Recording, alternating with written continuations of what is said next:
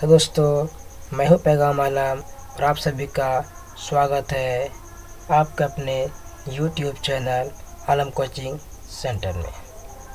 दोस्तों, आज हम आपके लिए लेकर उपस्थित हुए हैं एक और नई वीडियो के साथ।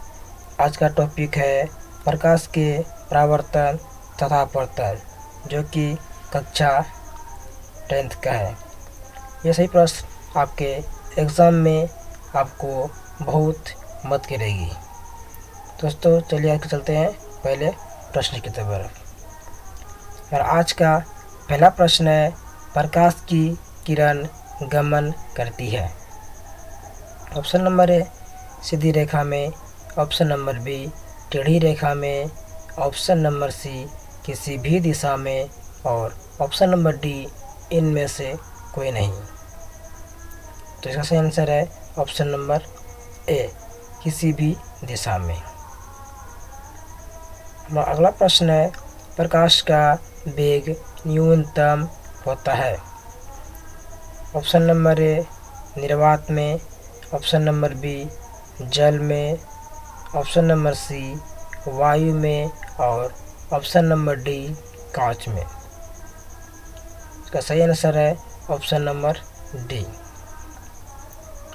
और अगला प्रश्न है, मोटर गाड़ी के चालक के सामने लगा रहता है।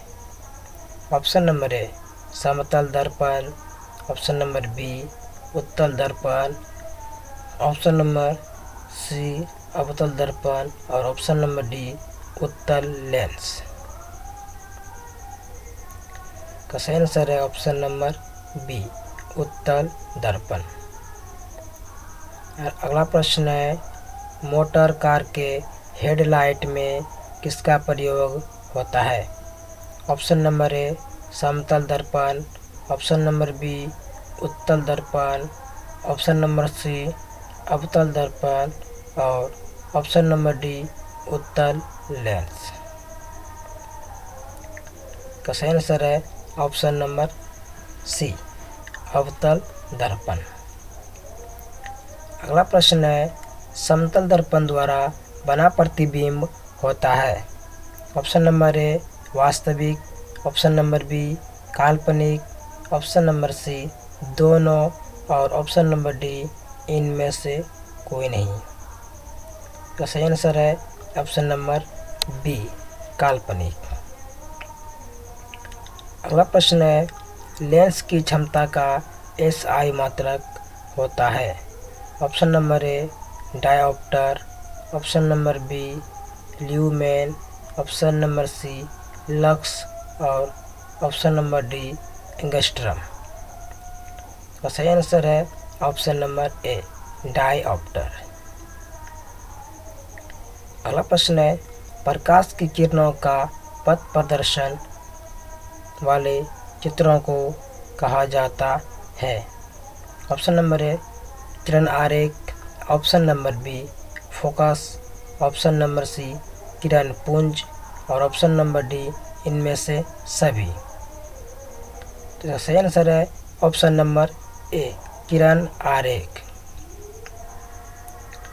अगला प्रश्न है, दो डायोप्टर क्षमता वाले लेंस का फोकसांतर होता है।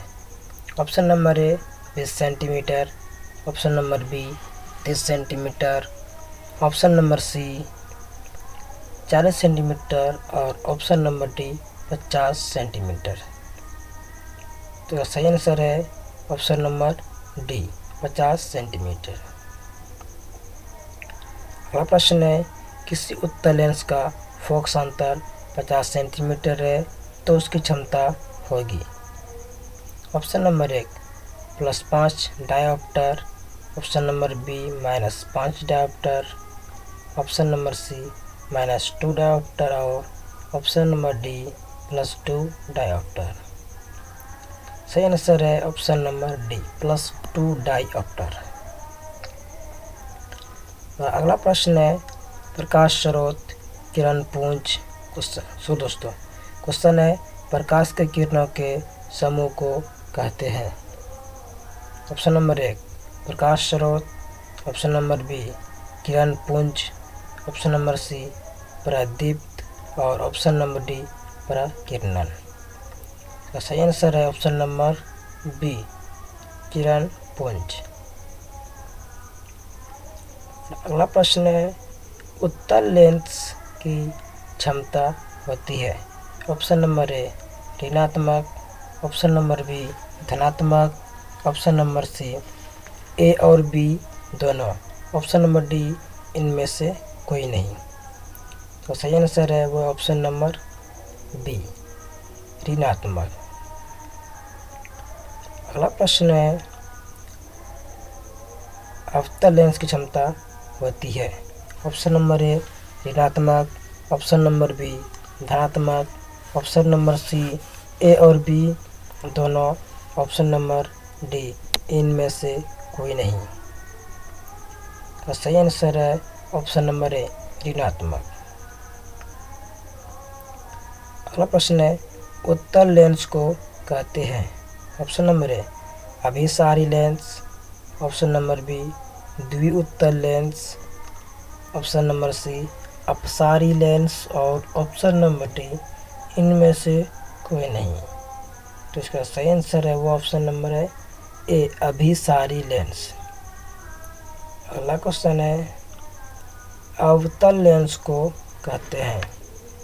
ऑप्शन नंबर ए अभिसारी लेंस, ऑप्शन नंबर बी द्वि अवतल लेंस, ऑप्शन नंबर सी अपसारी लेंस और ऑप्शन नंबर डी इनमें से कोई नहीं।